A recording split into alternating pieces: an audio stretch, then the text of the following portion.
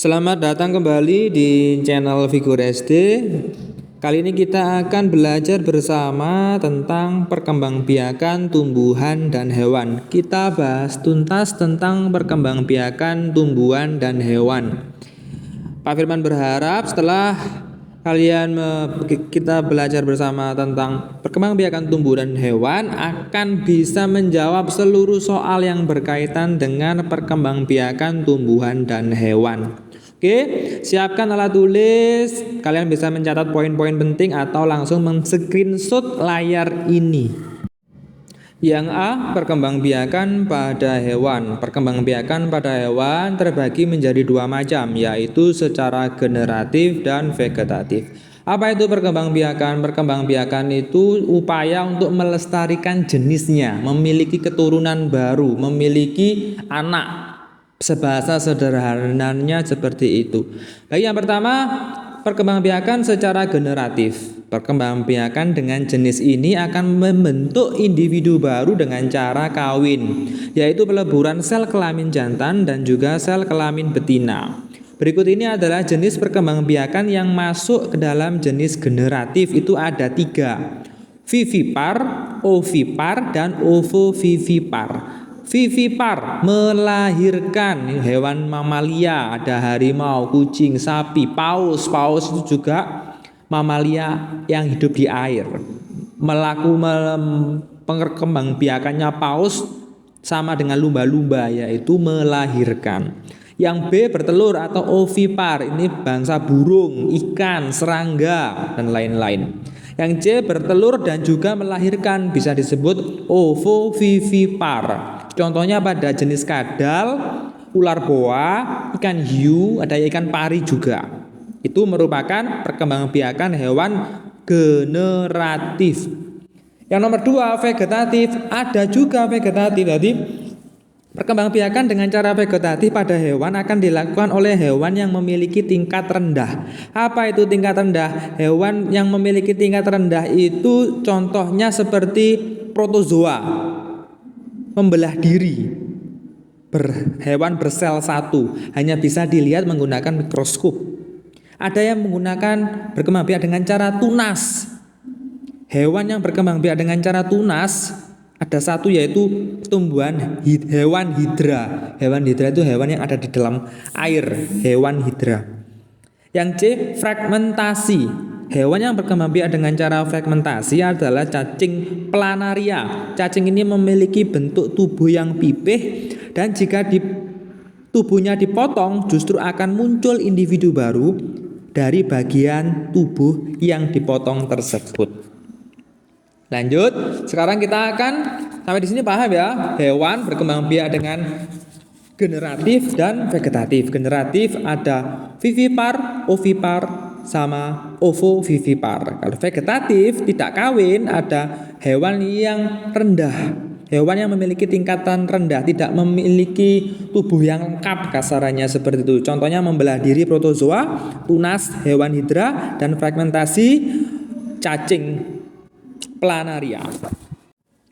Kita lanjut belajar perkembangbiakan pada tumbuhan. 1. Perkembangbiakan generatif pada tumbuhan. Perkembangbiakan generatif merupakan perkembangbiakan yang didahului pembuahan. Pada tumbuhan berbunga, pembuahan yang terjadi didahului dengan penyerbukan. Apa itu penyerbukan? Penyerbukan adalah peristiwa jatuhnya serbuk sari ke kepala putik. Perkembangbiakan generatif pada tumbuhan itu ada 4, yaitu yang pertama, penyerbukan sendiri. Penyerbukan sendiri adalah penyerbukan pada suatu bunga yang serbuk sarinya berasal dari bunga itu sendiri.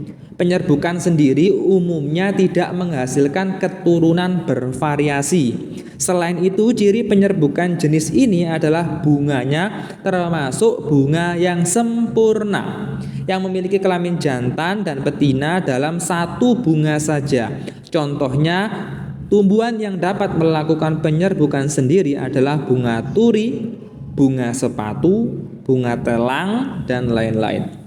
Yang B, penyerbukan tetangga. Penyerbukan tetangga adalah penyerbukan pada suatu bunga yang serbuk sarinya berasal dari bunga lain pada tumbuhan tersebut.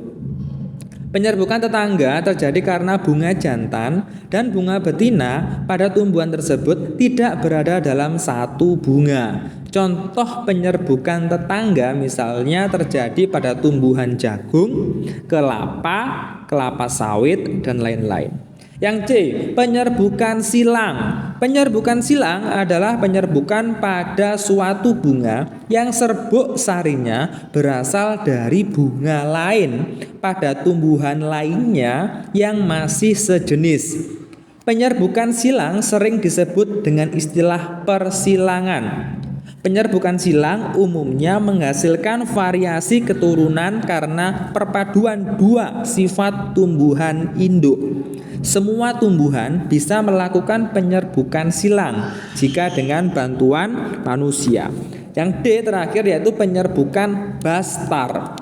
Penyerbukan bastar adalah penyerbukan pada suatu bunga yang serbuk sarinya berasal dari bunga lain pada tumbuhan lainnya yang berbeda jenis atau sekurang-kurangnya mempunyai satu sifat beda. Contohnya penyerbukan bastar, misalnya serbuk sari jambu batu berdaging merah menyerbuki putih dari jambu batu berdaging putih. Penyerbukan berdasarkan perantaranya. Nah, penyerbukan itu ada 4 jenis. Yang pertama penyerbukan oleh angin, anemogami, memiliki ciri-ciri bunga tanpa warna dan kelenjar madu, serbuk sari kering dan ringan, kepala sari besar dan tangkai sari panjang. Putik terentang keluar, contohnya pada kelapa sawit, padi, dan jagung. Jadi penyerbukan jatuhnya benang sari ke kepala putik tersebut pada tumbuhan kelapa sawit, padi, dan jagung ini dibantu oleh angin atau biasa yang disebut dengan anemogami.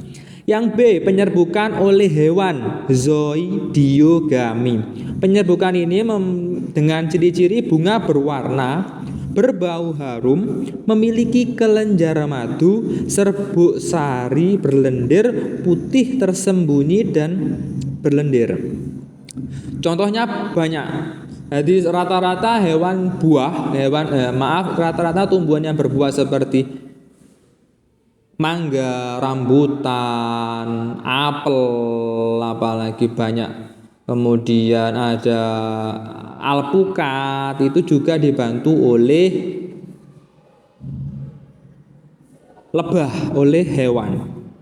Yang C, penyerbukan oleh air, hidrogami, terjadi pada bunga yang terendam di air.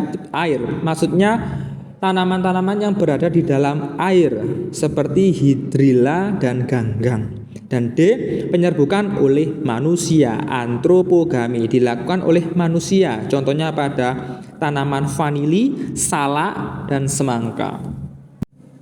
Perkembangbiakan vegetatif pada tumbuhan. Poin nomor 2. Perkembangbiakan secara vegetatif adalah perkembangbiakan yang terjadi tanpa melalui proses penyerbukan atau pembuahan.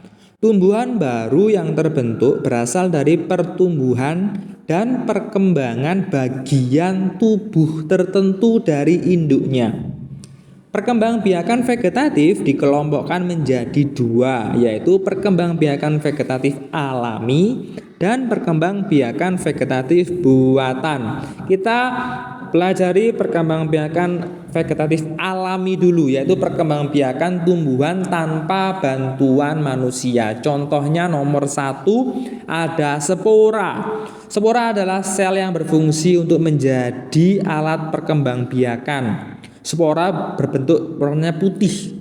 Contoh tumbuhan yang berkembang biak dengan spora yaitu jamur, lumut, dan paku-pakuan. Nomor 2 ada ubi batang. Contohnya pada ubi jalar dan kentang.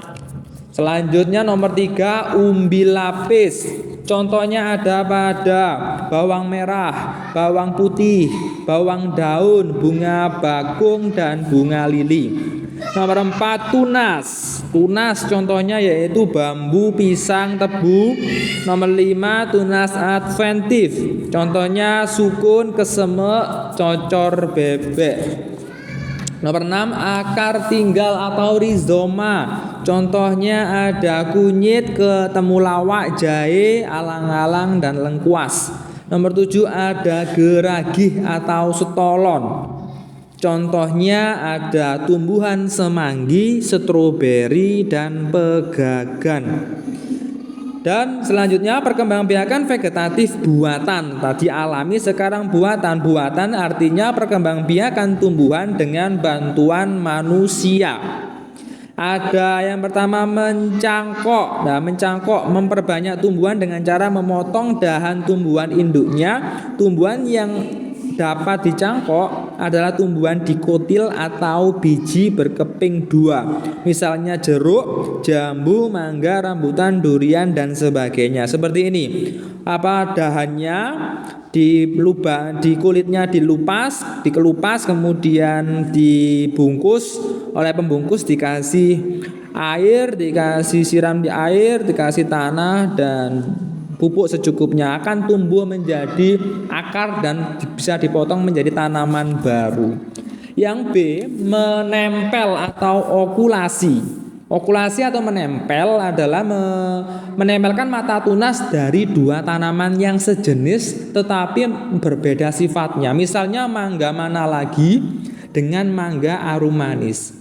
Pada dasarnya tujuan okulasi atau menempel sama dengan tujuan mengenten atau menyambung, yaitu menggabungkan sifat-sifat unggul dari dua tanaman sehingga diperoleh satu tanaman yang memiliki gabungan sifat unggul tersebut. Yang C, menyambung atau mengenten. Menyambung atau mengenten adalah menggabungkan batang bawah dan batang atas dua tanaman yang sejenis. Tujuannya menyambung atau mengenten adalah menggabungkan sifat-sifat unggul dari dua tanaman sehingga diperoleh satu tanaman yang memiliki sifat-sifat unggul. Contohnya ini ada dua tanaman mangga. Tanaman mangga pertama berakar kuat tetapi buahnya asam, sedangkan tanaman mangga kedua berakar lemah tetapi buahnya sangat manis. Untuk memperoleh pohon mangga yang berakar kuat dan berbuah manis, maka batang bawah dari tanaman mangga berakar kuat disambungkan dengan batang atas tanaman mangga yang berbuah manis sehingga pohonnya kuat, buahnya manis. Yang D, stek. Stek adalah memperbanyak tumbuhan dengan memancapkan tanaman potongan-potongan batang tumbuhan induknya. Tumbuhan dapat distek antara lain ketela pohon atau singkong, tebu, mawar, melati, dan kangkung. Yang E, merunduk. Merunduk memperbanyak tumbuhan dengan cara merundukkan batang atau cabang ke tanah sehingga tumbuh akar baru. Jadi ada batang, kemudian batangnya ditarik ke tanah, tanahnya itu ditutupi tanah, akan muncul tanaman baru. Contohnya pada alamanda, anyelir, apel, selada air, anggur, dan sebagainya. Kita bahas tuntas ya. Sekarang kita belajar tentang bunga. Bagian-bagian bunga. Bunga lengkap, bunga yang memiliki seluruh bagian-bagian bunga.